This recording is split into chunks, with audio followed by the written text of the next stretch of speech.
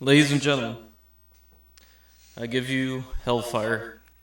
This is my custom Airline 3P Deluxe, and it's a lot to talk about. A very lot to talk about. I wanted to do this review for a very long time. It's just there's people who are involved with this guitar that I probably won't mention them directly because the relation didn't go well. But when I get to that part, I will get more into that.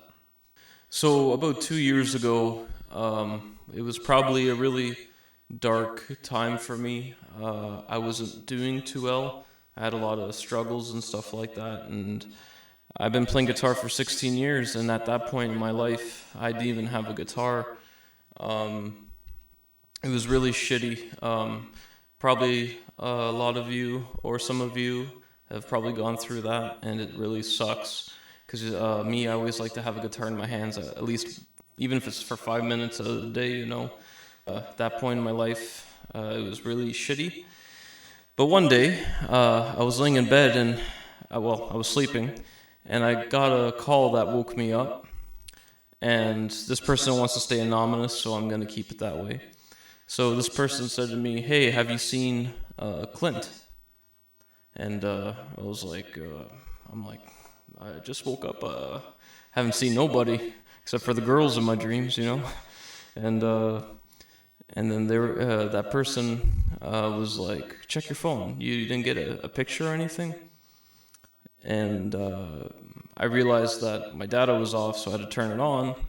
And long before, I saw this. I was shocked, and I was just like, "Oh, I'm like, nice guitar, you know." And that person was like, "Yeah, do you like that guitar?" And I'm just like, "Well, I always wanted this guitar since I think it was in grade 9 when I had the Guitar World magazine with I think it was 2009. It was the one with Jimmy Page, Jack White, and The Edge when they did that thing together. There was a page where Jack White was holding a white one, and then there was like the white, the red, and there was another one. I think it was a 2 pickup version, but the other was a 3. And anyway, I love that guitar. It's one of my favorite guitars. And that person's like, "Well, you got a new guitar," and I couldn't believe it. I was speechless. Yeah, so that's where that guitar began. I loved it. I used it on this single. I'm not gonna say the title because my stuff is, a lot of my country music is already censored as is. But that was the only time I've actually recorded that guitar as is, and I'll get into why. The main reason why this person got me this guitar was because I just at that time joined a band, and I didn't have the guitar that I had at the time I had to sell for money, and pretty much that person bought me the guitar for the band. Person who bought me the guitar didn't know that the 3 humbuckers were actually single coils that came with the guitar. So the band I was in was like a metal band, and long story short, the pickups didn't work. So I decided, as you can see in this photo, I got the Billy Gibbons Pearly Gates, and it was that sound, that setup, done by Joe Kiss at Guitar Town, was phenomenal. That guitar looked cool. It was so badass. Everything about it was awesome. Unfortunately, though, this guitar is actually a hollow body. So with a humbucker playing through, at the time I had the Fender Metalhead 1000-watt amp, which is really only like probably equivalent to like 100, 200 watts. It was solid state. And yeah, it just was feeding back like crazy. Like as soon as you click I was using an HM2 on top of it, so like the most high gain pedal, the most loud amp, this thing could not tolerate it. I filled it with tubing, and it didn't solve it. It was just really annoying. And I know what you guys are thinking, use a noise gate, but when you start playing with the noise gate, it was just feedbacking more. So it wasn't working for me. And it was frustrating because I loved that guitar the way it was. It was so cool. It sounded great, and I didn't want to touch it. But because I was in this band, I had to make it work. So also with this guitar, you could see here, it had, let's see, 1, 2, 3, 4, 5, 6. It had 6 knobs all the way across. And Eastwood, I love your guitars. I love everything. But as a functionality, it was horrible. Because I'm a really heavy picker when I'm standing up and playing. And when I was hitting it, I was turning... My tone was changing as I was playing, and it was really annoying. I would always hit the volume off, so if I'd be playing, I would always have to wind them up. It was really, really annoying for me. And I get it. This wasn't meant to be in a metal band. They didn't design the guitar to be like that. But I made the modifications work for me. So I decided also, since I was going to be doing all these crazy mods, that I would actually want to repaint it. And the main influence from that, as you can see right here, is Eddie Van Halen and Dimebag Darrell and Zakk Wylde. And Kerry King, obviously the tribals here. I was very influenced by those guys. The original idea was Dimebag had this ML, and it was a snake skin. So it was called the Slime snake skin. And I really wanted to do that on this. I'm like, but they didn't. First off, I wanted nitro. They didn't have those colors in nitro. I didn't know if the acrylic paint would have stuck to the nitro. I decided I wanted to paint it, and I was looking at all the colors that Solo Music had. I picked out the color that I liked, and then I called up my Uncle Vinny, and I asked him if he would help me paint the guitar. And he said yes, because I'm horrible at that type of stuff. I have no patience. He has all the tools, and he said, "Don't worry, man. Give it to me, and I'll take care of it." And at first, he was like, "Do you really want to repaint that guitar? It looks really nice as the white it is." And I just said, "Well, I like the relicking of nitro, and I really want that beat-up look over time, and I just want to be me, you know, because there's probably like 1,000 people who have that white version of this guitar, you know, so I want to be the one that has the red tribal with EMGs, you know." So my uncle painted the guitar red, and my ex-girlfriend, she did the tribal work, and she did a really great job, really fantastic job she did, and I think it looks really cool. And I gave back the guitar to my uncle after she was done doing the tribal work, and then he finished the top or the whole thing with nitro clear coat. And actually, sorry, before that, I decided to put a skull on the back, influenced by Dimebag. He had a skull on the back of one of his MLs. So yeah, I did that as a little tribute to him, and this was inspired by Kerry King. So originally, as you'll see from this photo, I had the red EMG 81 in the bridge position, and then I had the neck pickup wasn't even wired, and I had another one in the middle. I can't find that photo, long story short, I ended up taking that one out, and I put an Elvis sticker, as you can see in that photo, because I love Elvis.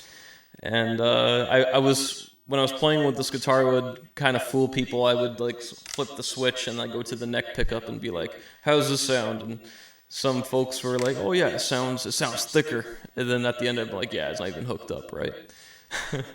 So their face was like, "Oh shit," you know. But yeah, so overall, after changing a bunch of things and just having the neck pickup, the bridge pickup, which I should mention that we ourselves put in the bridge pickup, and it wasn't wired properly. It didn't really sound good. So this is where this guitar leans towards the more complete side of things. So I said, you know what? I love this guitar. I want to make it fully complete. This was after the band situation was done with, and I wanted this guitar to be for my YouTube channel and for my solo Southern Doom project that I'm working on. Yeah, so I said I want full functionality of this guitar. I want a kill switch. It's got a I believe 1, 2, 3, 4, 5. It's got a 5-way switch, and it's all EMGs. The black ones are the Zach Wild set, and the middle one's an 81. I figured use the 81 for the middle, and it sounds good. So I got to give a really big thanks to Solo Music and Pat, who he wired this up, and he did a killer job on the setup. Absolutely fantastic. He did such a killer job, and he made this custom pickguard for me to match kind of that vibe of the tribal. He did a really killer job. I got Goto locking tuners on it because I do use the Bigsby for my country music when I record. And if you guys have a Bigsby, the biggest shout out is the Vibramate. It literally saves you. Like me, I couldn't even get the strings on. I know there's tricks to getting it on. Put it this way, I can restring a Floyd faster than I can a Bigsby. I know it might sound crazy, but the Bigsby, just to hook that little string on is such a pain. It always pops off. So the Vibramate turns the Bigsby into a stop tail, essentially, which is such a hats off to you guys. And I always use your product all the time for any of my Bigsby guitars. So yeah, once Pat called me, said, come pick up this sexy thing.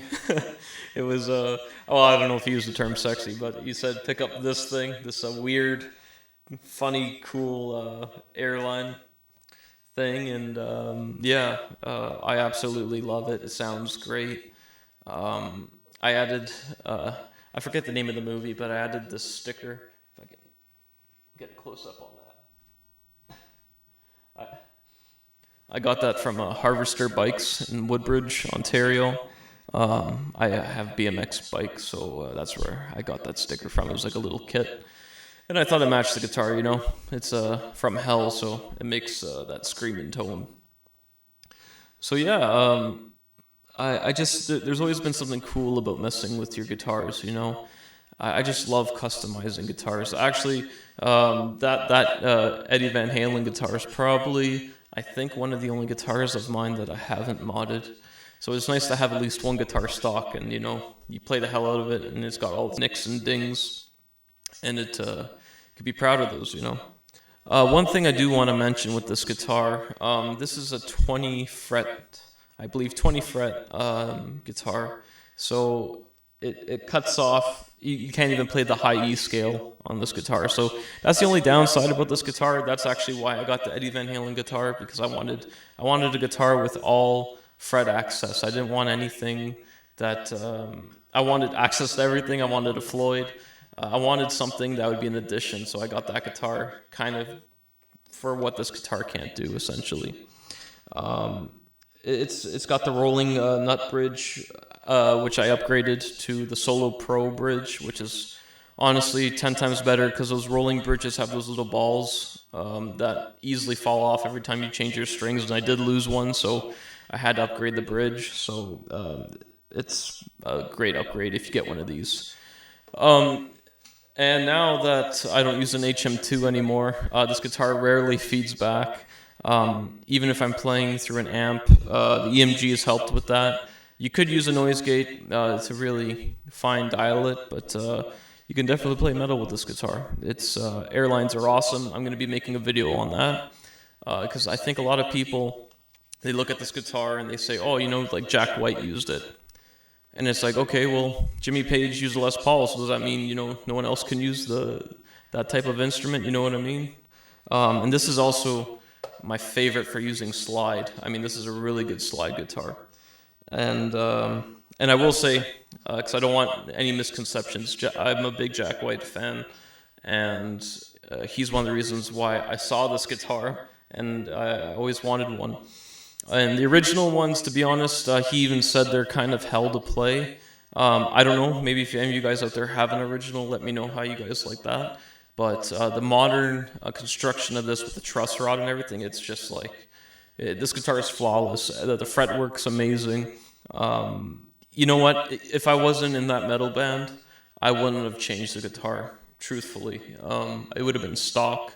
I thought Eastwood did a killer job on building this guitar, and I think a lot of people should check out their guitars because they're really fantastic. And it's a great modding platform. I actually really like the side jacks. That reminds me of like the Kurt Cobain guitar, or I think he used a high filter.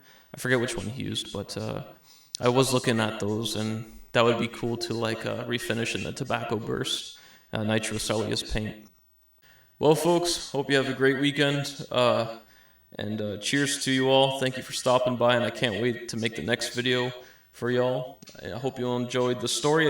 It's been a long time coming, and I really wanted to share this because I got a lot of questions about this guitar. So, and hopefully I didn't miss anything, and I will make more videos with this guitar, so if I did, it'll probably be in those. Anyways, guys, have a great weekend. Cheers, and keep on rocking.